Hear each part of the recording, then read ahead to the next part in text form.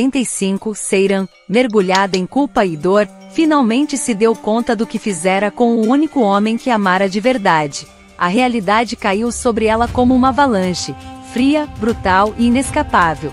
O corpo tremeu. A respiração falhou. O pânico tomou conta de sua mente como uma tempestade avassaladora. Gritou, chorou, se encolheu no leito do hospital como uma criança ferida. Precisaram sedá-la. Enquanto isso, do outro lado de Istambul, Feri vagueia pelo porto, à margem do Bósforo, sem rumo, sem alma. Seus telefones estão desligados há horas. A solidão agora é sua única companhia. Havia se mudado para uma das casas da família Corran, próximas ao centro de saúde onde Seiran estava internada. 8 meses se passaram desde então.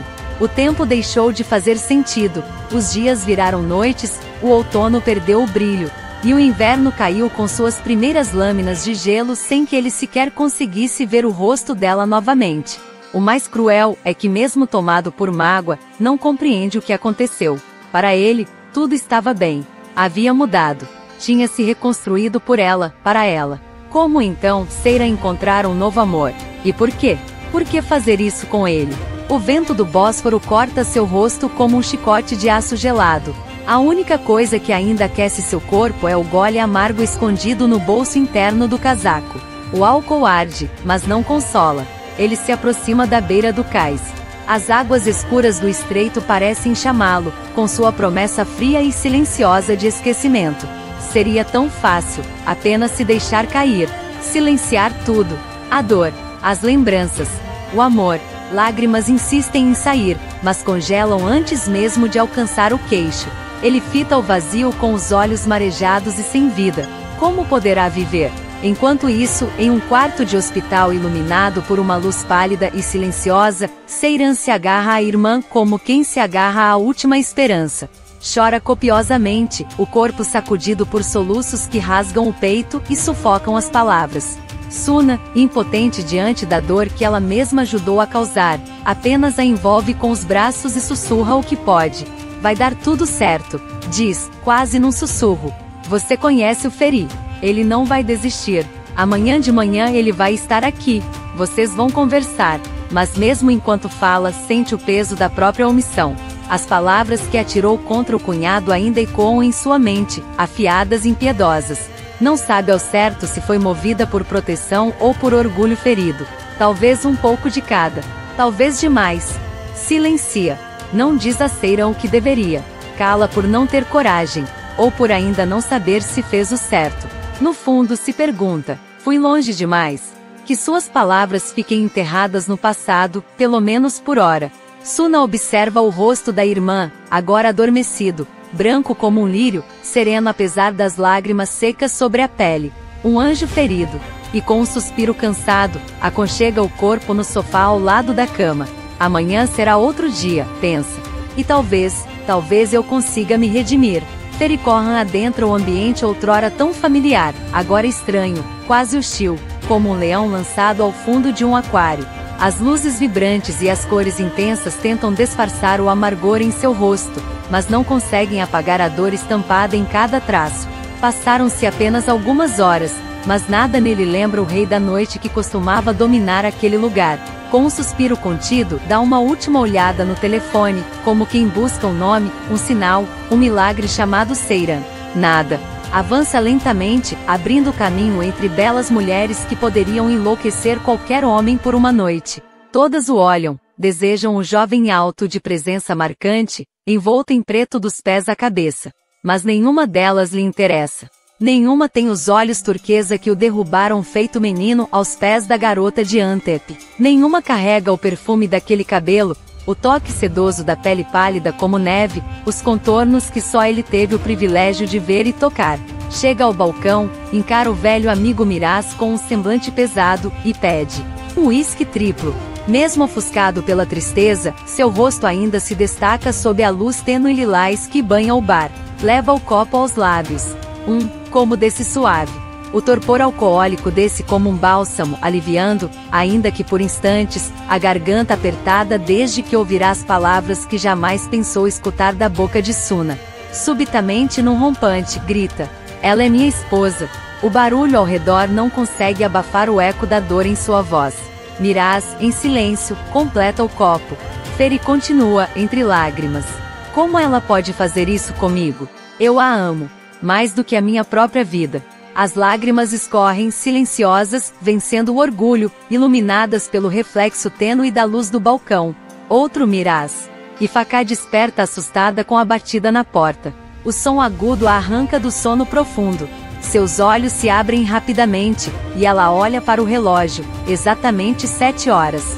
Com os cabelos bagunçados e o corpo ainda pesado pela sonolência, pega o Rob sobre a cadeira e se dirige à porta. Quando a abre, o semblante preocupado de Latif a alerta imediatamente. Algo está errado. E o Aga está bem? Ele quer ver Feri. A voz firme e carregada de tensão do velho mordomo de Alice quebra o silêncio da manhã como uma sentença. O olhar grave, o corpo rígido e a ausência de qualquer formalidade revelam: algo está errado. Já haviam se passado 8 meses desde que Feri abandonara a mansão dos Corran. O rapaz isolou-se numa casa modesta, a poucos metros do hospital onde Seyran estava internada, em uma tranquila cidade litorânea próxima a Istambul. Desde então, seu mundo resumia-se à dor, ao silêncio e a um amor doente que insistia em não morrer. Sim, claro, responde Facá com um suspiro pesado. Mas você conhece Feri. Ele só pensa na Seyran. O mordomo assente com um gesto discreto. E Sr. Orhan já está no carro. Está aguardando a senhora. Precisam ir ao hospital da Seyran e trazer Feri. Alice Bey não está se sentindo bem. Exige ver o neto. No hospital. Suna suspira fundo, passando as mãos pelo rosto cansado.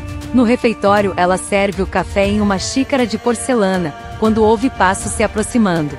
Suna, Sinan Kartucci, o jovem herdeiro das mineradoras de pedras preciosas, também um paciente dali, surge na entrada com um celular na mão. Há algo em seu rosto, uma mistura de urgência e incômodo contido. Preciso te mostrar uma coisa. Ela franze a testa, estranhando o tom. Sentam-se à mesa. Sinan desbloqueia a tela e vira o celular em sua direção. A manchete salta como um golpe no estômago. O velho rei da noite, Feri Corran, está de volta.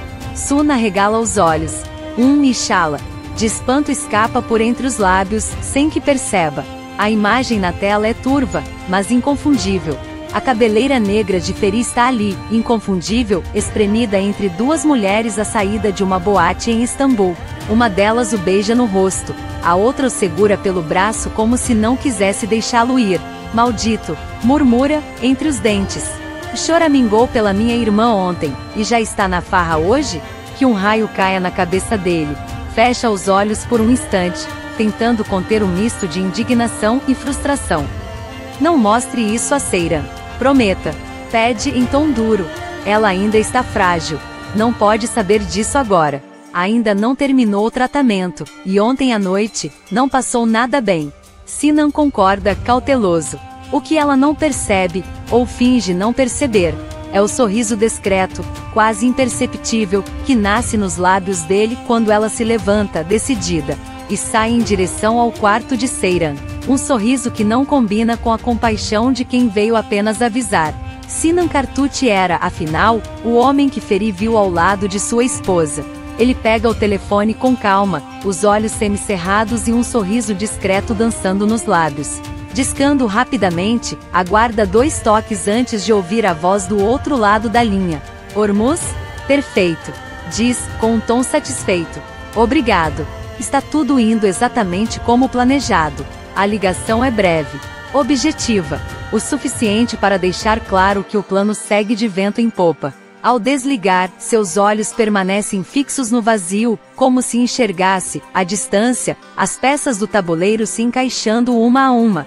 A contratação do paparazzi, antigo desafeto de Feri, foi um golpe de mestre. O homem sabia como agir. Manipulou a situação com maestria, as mulheres, a boate, o momento certo. Feri abatido, ferido, vulnerável, caiu como um rato na armadilha. Ele ri, baixo. Uma gargalhada contida, quase elegante, mas repleta de veneno. Encosta-se à poltrona de couro e fecha os olhos por um instante. A mente, porém, volta no tempo, aquele dia distante, antes mesmo de Seyran ser internada no hospital. quando ainda era apenas a esposa de Feri. Mesmo naquela época, já a admirava em silêncio. Não, mais que isso, desejava-a intensamente. Seyran era, sem dúvida, a mulher mais linda que já havia visto. Sua beleza era comentada nos salões, nas festas, nos cafés refinados de Istambul. Um misto de elegância, doçura e força. E ele a quis desde o primeiro instante. Mas não seria fácil. Ela era inacessível, orgulhosa, fiel. Ele então vestiu uma máscara. Fez-se frágil, vulnerável. Ganhou sua confiança. Uma boa tática, murmura para si mesmo, sorrindo com ironia. E funcionou. Levantando-se, caminha lentamente até a janela. Observa o horizonte com olhos determinados. A noite vai caindo sobre Istambul, e o mundo parece inclinar-se a seu favor. Você será minha, Seyran, diz, com a voz baixa e certeira. Nunca duvidei disso. Já tirei Feri de perto de você. Agora vamos ao próximo passo.